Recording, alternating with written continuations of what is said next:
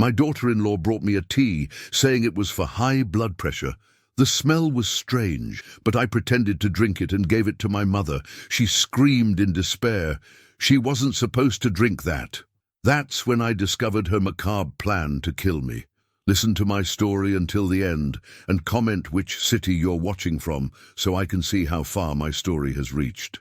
My name is Margaret Eleanor Whitmore, and I am 78 years old. Everything started on a seemingly ordinary Tuesday morning in late autumn, when the golden leaves were dancing their final waltz before surrendering to winter's embrace. I had just finished watering my prized orchids in the sunroom when I heard the familiar sound of my daughter-in-law's car pulling into the gravel driveway. Victoria had been married to my son Thomas for 15 years, and while I had tried my best to welcome her into our family, there was always something about her that made me feel uneasy. Perhaps it was the way her smile never quite reached her eyes, or how she seemed to calculate every word before speaking. That morning, she walked through my front door carrying a small ceramic teapot decorated with painted violets and wearing an expression that I would later recognize as barely contained anticipation. "Good morning, Mother Whitmore," she said, using that overly sweet tone she reserved for occasions when she wanted something. "I brought you something special today. It's an herbal tea blend that my friend Catherine recommended for high blood pressure. She swears it worked wonders for her grandmother."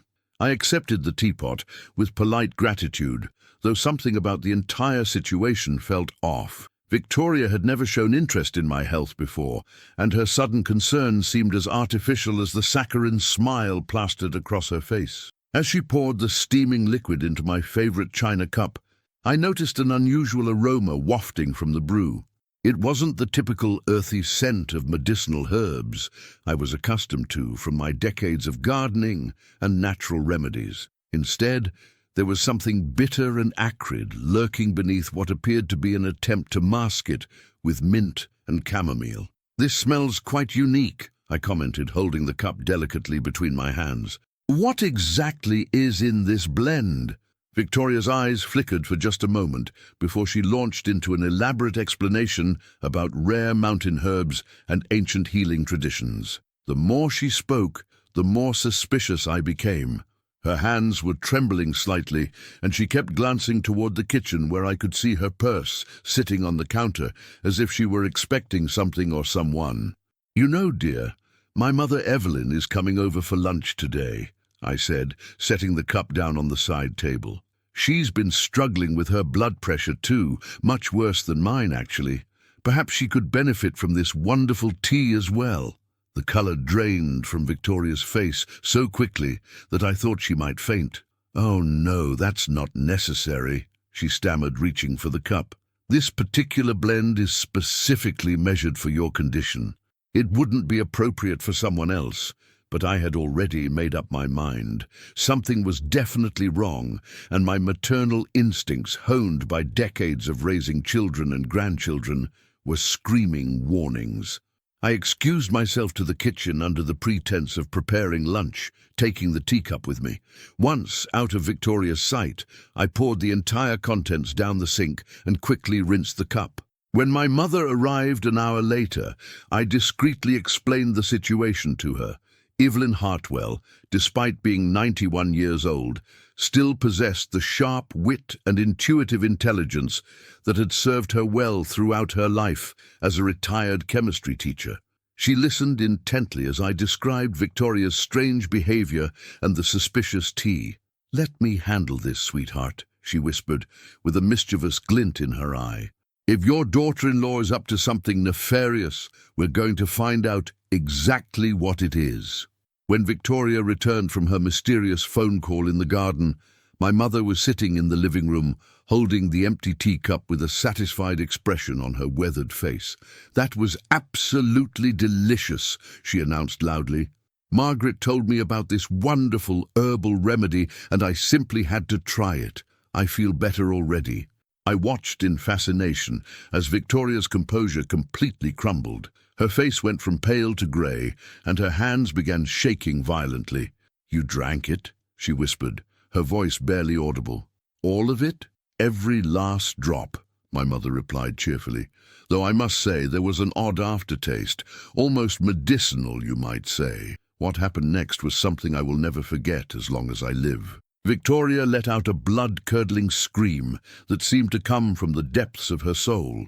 She grabbed her hair with both hands and began pacing frantically around the living room, muttering incoherently about timing and plans and how everything was ruined. "You don't understand," she cried, her voice rising to a hysterical pitch. "She wasn't supposed to drink it. It was meant for Margaret. The whole plan depended on Margaret drinking it." My mother and I exchanged glances, and I felt a chill run down my spine that had nothing to do with the autumn weather. "What plan, Victoria?" I asked quietly, though part of me didn't want to know the answer. Victoria stopped pacing and stared at us both with wild, desperate eyes. The mask of the dutiful daughter-in-law had finally slipped completely, revealing something dark and calculating underneath. "You want to know the truth?" She laughed bitterly. "Fine. I've been planning this for months. Do you have any idea how much money you're sitting on, Margaret? This house alone is worth over $500,000, and that's not even counting your investments and life insurance policies." I felt the world tilt slightly as the implications of her words sank in. "Victoria, what are you saying?" "I'm saying that I've been patient long enough," she continued, her voice taking on a cold, mechanical quality. "Thomas thinks you'll live forever, but I know better. I've seen the way you struggle with those stairs, the way you forget things sometimes. You're not getting any younger, and frankly, I'm tired of waiting for nature to take its course." The room fell silent, except for the ticking of my grandmother's antique clock on the mantel. My mother reached over and took my hand, squeezing it gently for support. "And the tea?" she asked calmly, as if she were inquiring about the weather. Victoria's laugh was harsh and bitter. "Foxglove," she said simply, "mixed with enough other herbs to mask the taste. Just enough to cause a heart attack in someone with your medical history. It would have looked completely natural, especially given your age and existing conditions." I felt as though I were in a nightmare, unable to wake up. This woman who had sat at my dinner table for 15 years, who had been present at family celebrations and holidays, had been planning my murder. "But why?" I whispered. "Because I deserve better than this," Victoria snarled, gesturing around my modest but comfortable home. "Do you know what it's like being married to Thomas? He's content to work his little job at the insurance office and come home to his routine every single night. No ambition, no drive to succeed. But you've been hoarding wealth for decades while we struggle to pay our mortgage." I was stunned into silence, but my mother was not. "And you thought killing Margaret would solve your financial problems?" Victoria's expression became even more calculating. "I've already taken care of the preliminary work," she said, reaching into her purse and pulling out what appeared to be several credit cards. "These are all in Margaret's name, but I've been using them for months. Small purchases at first, then gradually larger ones. I've also been forging her signature on various documents." My hands were trembling as the full scope of her betrayal became clear. "How long have you been stealing from me?" "It's not stealing if you're family," Victoria replied with twisted logic. "And besides, you won't be needing money where you're going, or where you were supposed to be going," she added with a bitter laugh. Suddenly the front door burst open and Thomas walked in carrying a bouquet of flowers. "Surprise, Mom. I wanted to bring you these before—" He stopped mid-sentence, taking in the scene before him. His wife standing in the middle of the living room holding credit cards, his mother and grandmother looking pale and shaken, and an atmosphere of tension so thick it could be cut with a knife. "What's going on here?" he asked, his voice uncertain. Victoria looked at him with contempt. "Your precious mother has ruined everything," she spat. "Years of planning, and she couldn't even drink a simple cup of tea." Thomas set down the flowers slowly, his face reflecting confusion and growing alarm. "Victoria, what are you talking about?" "I'm talking about the fact that your mother was supposed to be dead by now," she replied coldly. "I'm talking about the fact that we could have been living comfortably on her inheritance instead of scraping by month after month while she sits on a fortune." I watched my son's face transform as the reality of his wife's words sank in. The color drained from his cheeks, and his hands clenched into fists at his sides. "Please tell me you're not saying what I think you're saying," he whispered. "I'm saying exactly what you think I'm saying," Victoria shot back. "I tried to poison your mother with foxglove tea, but the old bat gave it to her mother instead. Now everything is ruined and we're back to square one." Thomas staggered backward, as if he'd been physically struck. "You tried to murder my mother?" "Murder is such an ugly word," Victoria replied dismissively. "I prefer to think of it as expediting the inevitable. She's old, Thomas. How much longer did she really have anyway?" The transformation in my son was immediate and complete. The mild-mannered insurance agent disappeared, replaced by something fierce and protective that I hadn't seen since he was a child, defending his younger sister from playground bullies. "Get out," he said quietly. "Excuse me? I said get out!" he roared, his voice echoing through the house. "Get out of this house, get out of my life, and get out of this family. You are no longer welcome here, and you are no longer my wife." Victoria's confident facade finally cracked completely. "You can't be serious. We've been married for 15 years, Thomas. You can't just throw that away." "Watch me," he replied coldly. "You tried to kill my mother. There is no coming back from that. There is no explanation, no excuse, no amount of therapy or forgiveness that can undo what you just told us." "But the money," Victoria pleaded, her voice becoming desperate. "Think about the money, Thomas. We could have been set for life." "I don't want blood money," Thomas said firmly. "I don't want anything that comes from hurting the people I love. And I certainly don't want to be married to someone who could even conceive of such a thing." Victoria's expression hardened once again. "Fine," she said coldly. "But don't think this is over. Those credit cards I showed you, that's just the beginning. I've been siphoning money from your mother's accounts for months. I've forged her name on loan applications, insurance changes, and even attempted to modify her will." The room fell silent as the full scope of her criminal activities became apparent. My mother, who had been quietly observing the entire exchange, finally spoke up. "I think it's time we called the police," she said calmly. Victoria laughed harshly. "Go ahead.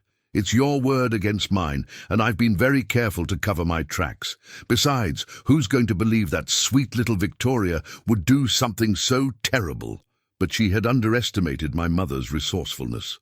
While Victoria had been confessing her crimes, Evelyn had been quietly recording everything on her smartphone, a device she had reluctantly learned to use at the insistence of her grandchildren. "Actually, dear," she said sweetly, holding up the phone, "I think they'll believe this recording of you confessing to attempted murder and financial fraud." Victoria's face went through a series of emotions: shock, rage, fear, and finally resignation. She seemed to deflate like a punctured balloon, sinking into the nearest chair. "You don't understand the pressure I've been under," she whispered. "The bills, the mortgage, watching everyone else live better lives while we struggled." "That doesn't justify attempted murder," Thomas said firmly. "Nothing justifies attempted murder." The next few hours were a blur of activity. The police arrived and took statements from all of us, while Victoria sat in stony silence, refusing to speak without a lawyer. The credit cards she had been carrying were indeed in my name, along with several others I had never seen before. A preliminary investigation revealed that she had been systematically draining my accounts for nearly 2 years, stealing small amounts at first, but gradually becoming bolder. Detective Sarah Morrison, a sharp-eyed woman in her 40s, explained that Victoria had been living a double life for some time. "She's been working with a man named Derek Sullivan," the detective informed us. "He's a convicted fraudster who specializes in helping people steal from elderly relatives. They met online through a forum dedicated to what they euphemistically call inheritance acceleration."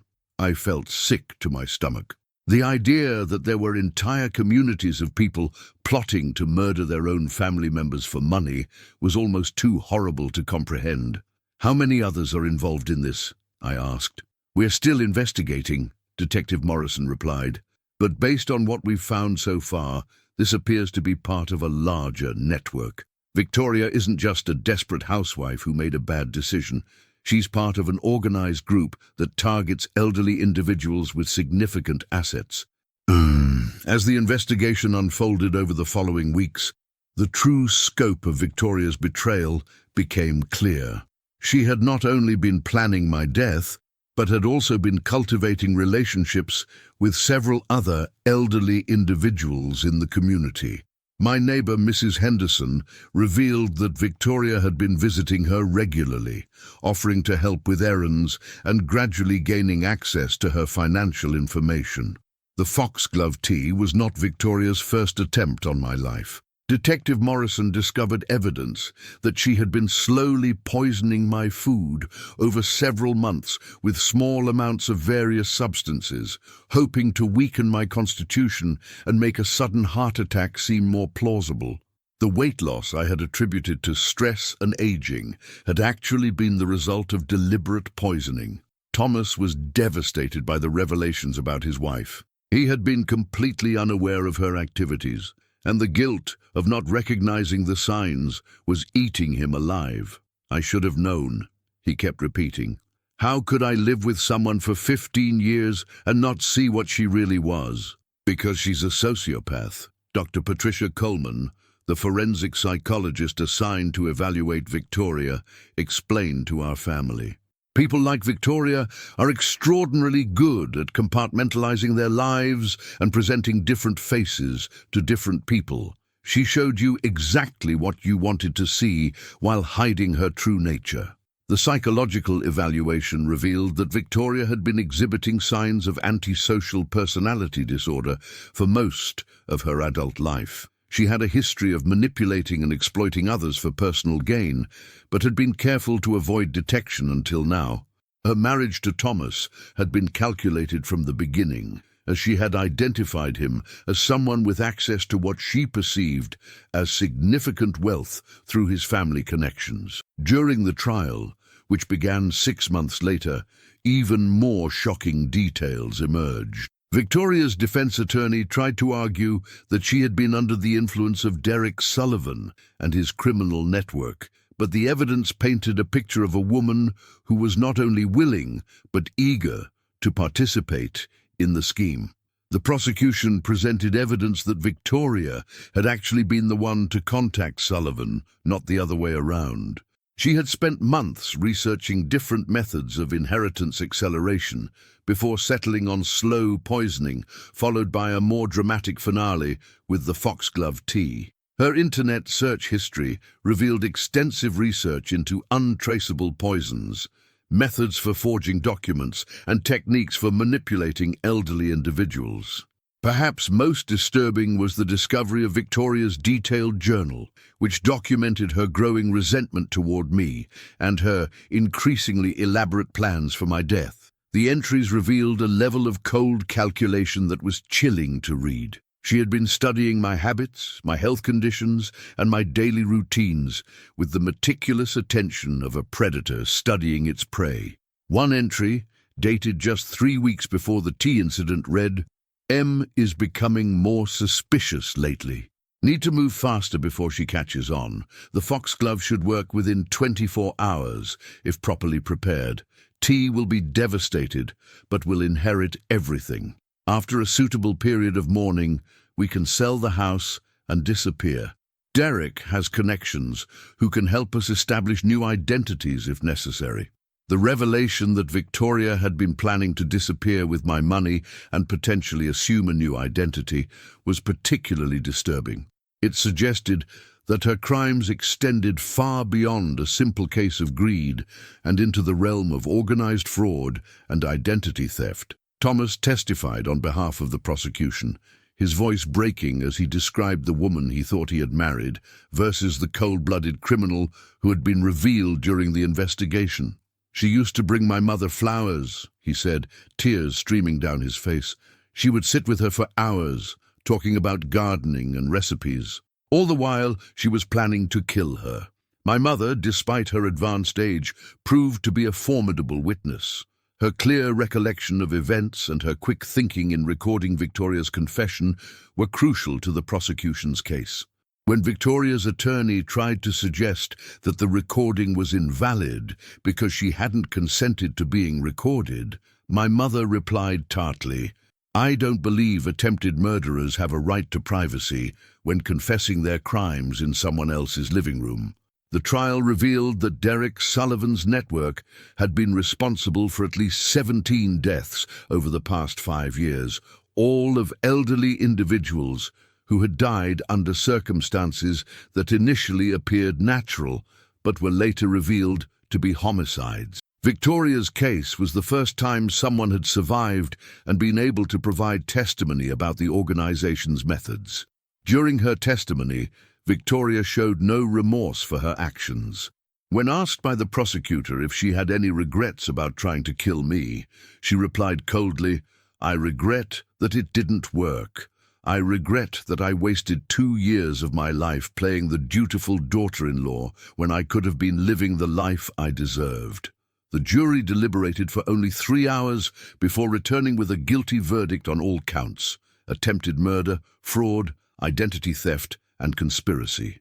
Victoria was sentenced to life in prison without the possibility of parole, while Derek Sullivan received the death penalty for his role in organizing the murders of 17 elderly victims.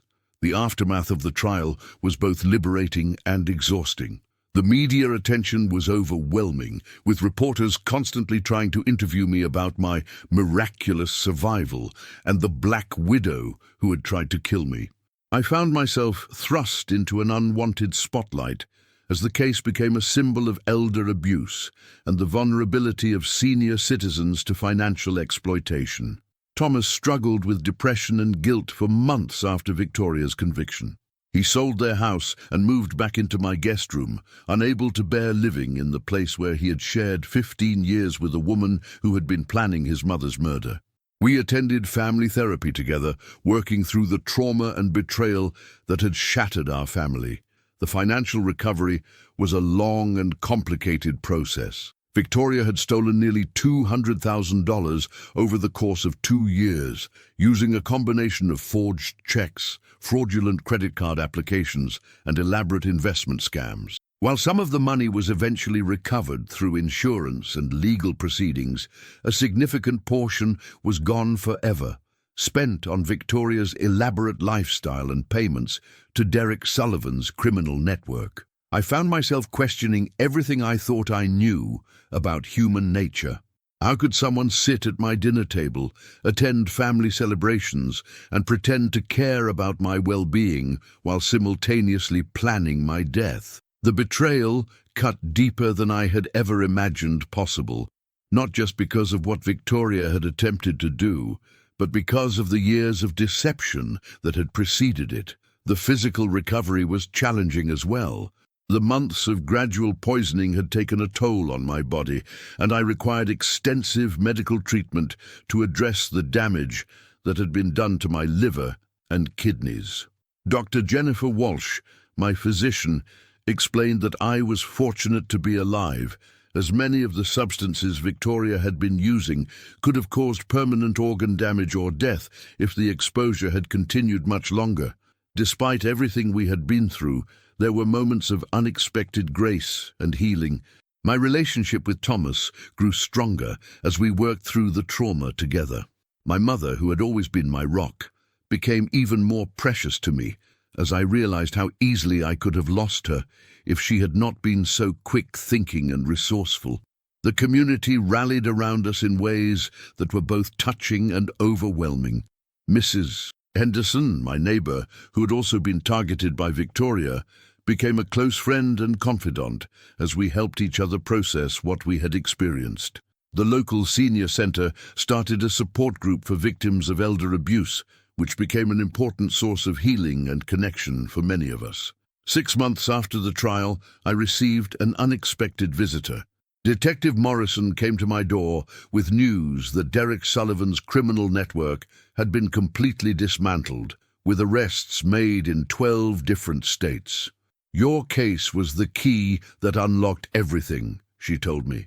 "Without your survival and testimony, we might never have been able to connect all the pieces." She explained that the investigation had revealed the network was far more sophisticated than initially believed. They had been using social media, online dating sites, and community organizations to identify potential targets and infiltrators. Victoria had been recruited through an online forum where she had been complaining about her financial situation and expressing resentment toward wealthy family members. The network provided training in manipulation techniques, methods for gaining access to financial accounts, and even instruction in the use of untraceable poisons. Members were encouraged to take their time, build trust with their targets, and make the eventual death appear as natural as possible. The foxglove tea had actually been a departure from their usual methods, suggested only because Victoria was becoming impatient and was concerned that I was growing suspicious of her activities. As I sat in my sunroom that evening, surrounded by my orchids and watching the sunset paint the sky in shades of gold and crimson, I reflected on how much my life had changed in such a short time. The woman I had trusted as a daughter-in-law had tried to kill me for money, but in the process, she had inadvertently brought my family closer together and helped law enforcement dismantle a criminal organization that had killed 17 other people. Thomas brought me a cup of tea that evening, and I couldn't help but laugh at the irony. "Don't worry, Mom," he said with a sad smile. "I made it myself, and I promise there's nothing in it but chamomile and honey." I took the cup gratefully, savoring the warmth and the simple pleasure of sharing a peaceful moment with my son. The ordeal had taught me that evil can hide behind the most innocent faces, but it had also shown me the incredible strength that can emerge from the darkest circumstances.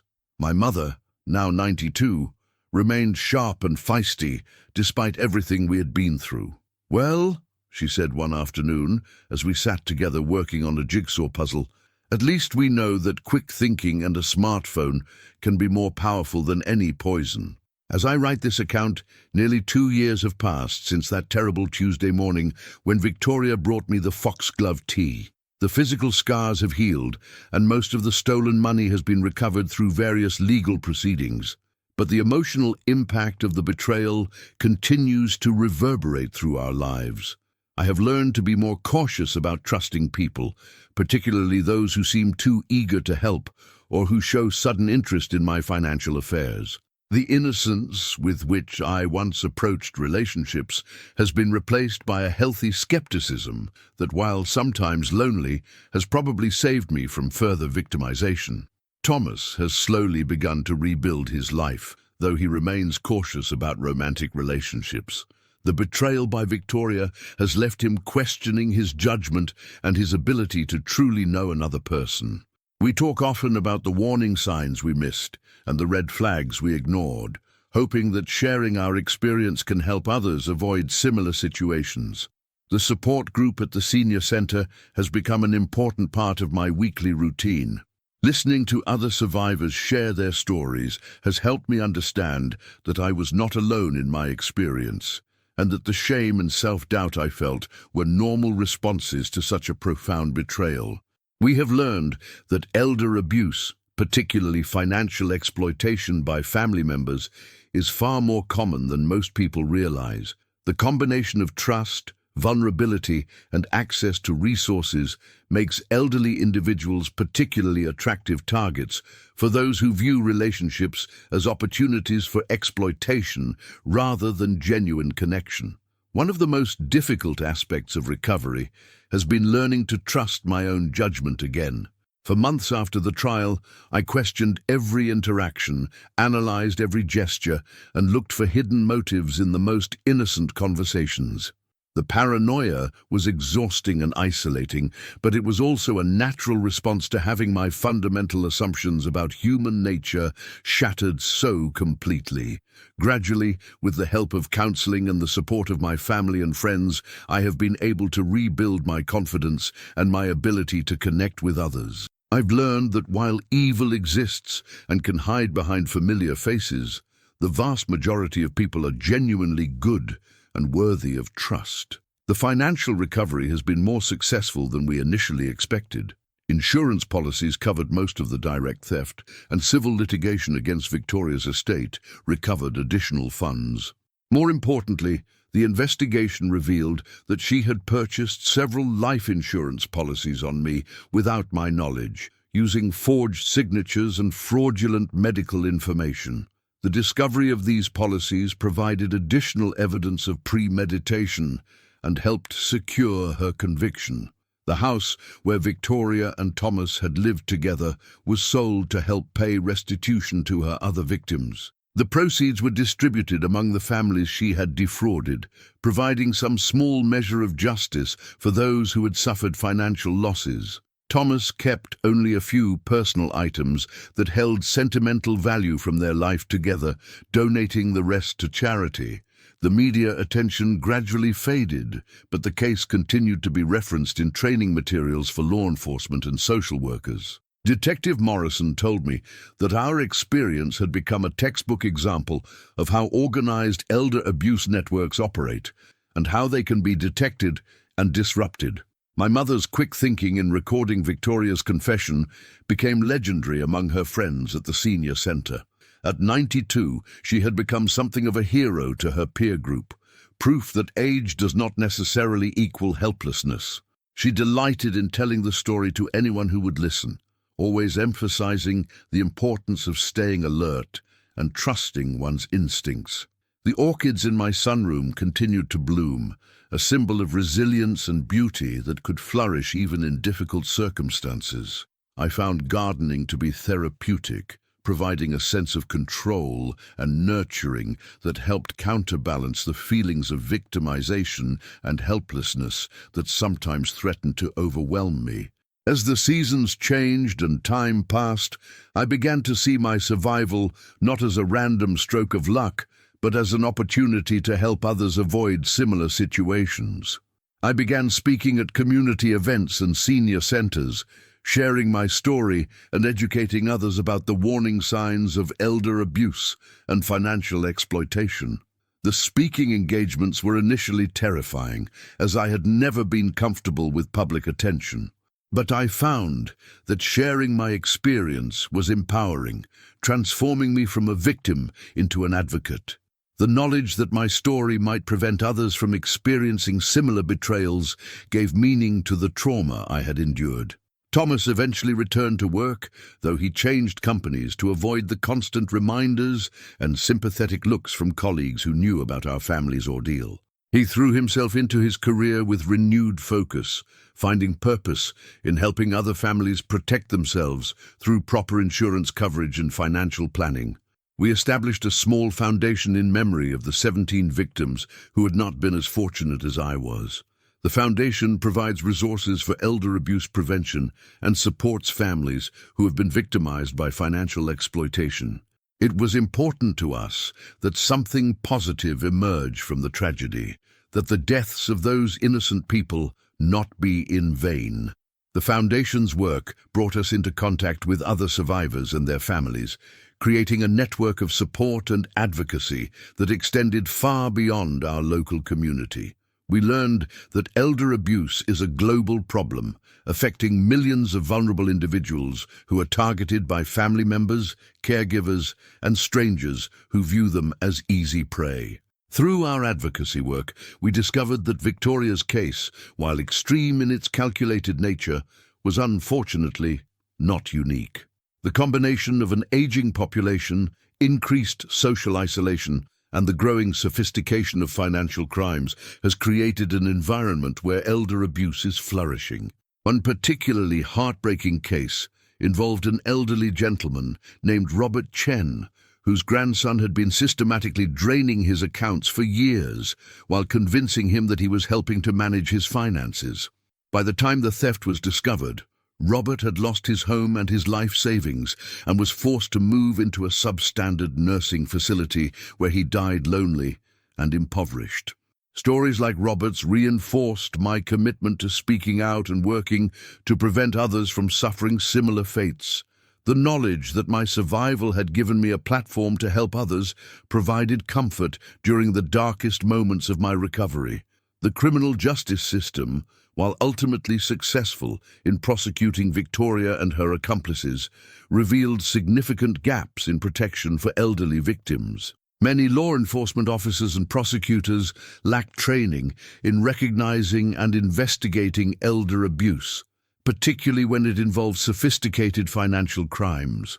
Working with Detective Morrison and other law enforcement professionals, we helped develop training materials and protocols for investigating elder abuse cases. The program was eventually adopted by police departments and prosecutors' offices across the state, improving the response to these often complex crimes. The legal proceedings also highlighted the need for better safeguards in the financial industry. Banks and credit card companies began implementing additional verification procedures for accounts belonging to elderly customers, requiring multiple forms of identification and verification for significant transactions or account changes. These systemic changes, while important, could not undo the damage that had already been done to so many families. The emotional and financial devastation caused by elder abuse often persists long after the perpetrators have been brought to justice. Recovery is a long and difficult process that requires tremendous support and resources. As I reflect on the journey from that terrible Tuesday morning to where I am today, I am struck by the complexity of human nature and the capacity for both evil and redemption that exists within our communities. Victoria's betrayal was devastating, but it also revealed the incredible strength and resilience that can emerge from crisis. My relationship with Thomas has been forever changed by our shared trauma, but it has also been strengthened by our mutual commitment to healing and helping others. We have learned to communicate more openly about our fears and concerns, and to support each other through the ongoing process of recovery. The community that rallied around us during the crisis has remained supportive throughout our journey, providing a network of caring individuals who understand what we have experienced. This support has been essential to our healing and has helped us rebuild our faith in human goodness despite the betrayal we suffered. My mother's role in saving my life and bringing Victoria to justice has become a source of pride and strength for our entire family. Her quick thinking and courage in the face of danger exemplified the wisdom and resilience that comes with age and experience.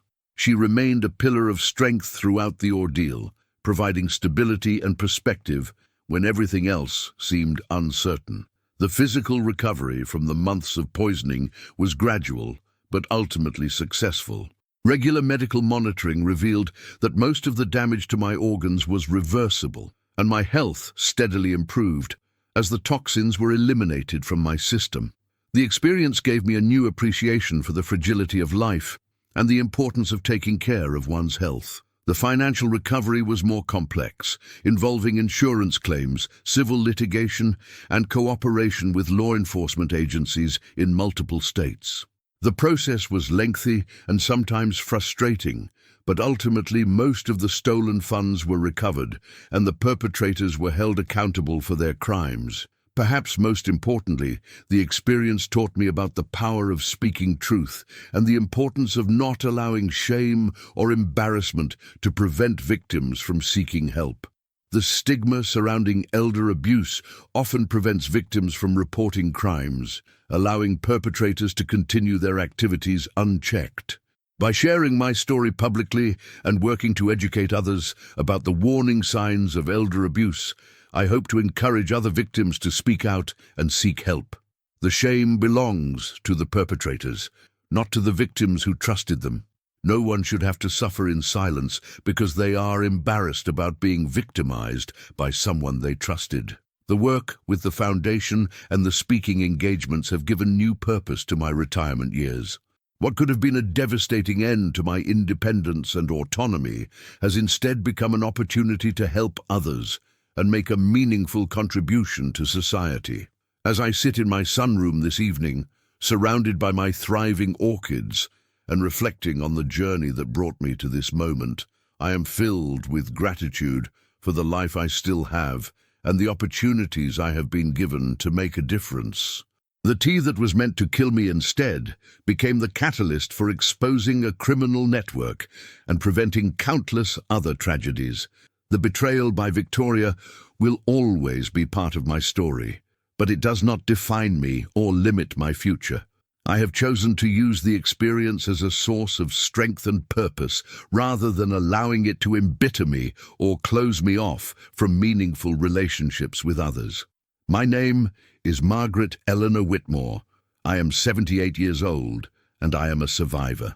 This is my story, and I share it in the hope that it will help others recognize the warning signs of elder abuse and find the courage to seek help when they need it. The evil that exists in this world is real, but it is not stronger than the human spirit or the power of communities that come together to protect their most vulnerable members.